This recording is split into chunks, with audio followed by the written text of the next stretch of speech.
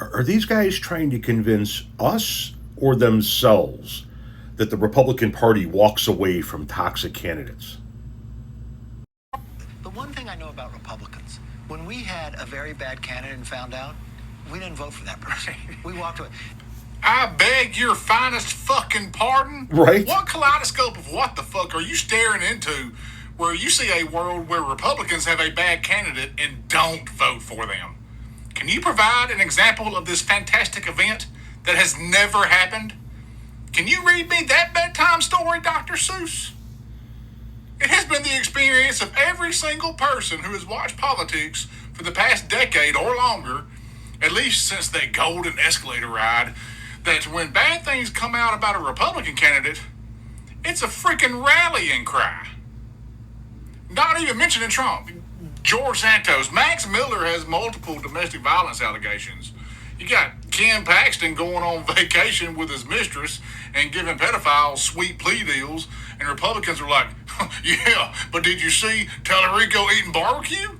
That's the real crime.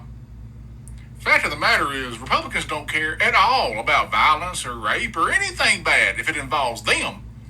But if it involves the left, Republicans become woke as fuck. Mm-hmm. Like, they bitch all during Pride Month or about gay people or trans people in general. But when talking about Muslims, they become woke as fuck. Do you know how gay people get treated in Iran? Oh, now you care? You treat them like shit here, but you care about how they get treated elsewhere? I have never said a word supporting Platner. He should be gone yesterday or months ago. I am not one of those team players. But if he had an R beside his name, they would claim fake news and rally around him because they don't care about anything. Amen. If you're first things first, if you're not following Crediberry, you need to be. But more to the point, the notion that Republicans walk away from toxic candidates is ridiculous. Graham Platner is a piece of shit. I've been talking against Graham Platner, or been against Graham Platner for weeks. I mentioned him in a live weeks ago, and the progressive left lost their ever-loving minds and accused me of taking AIPAC money. So I shut my fucking mouth and let Maine do what the fuck Maine was going to do. And now we're in this spot. But now all of the people that support all of the dog shit candidates on the right are coming out of the woodwork to go, see, this is the left.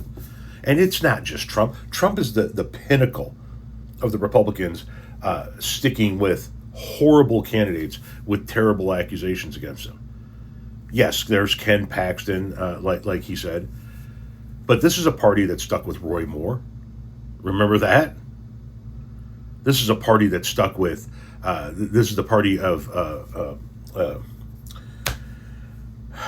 the old Speaker of the House, Denny Hastert.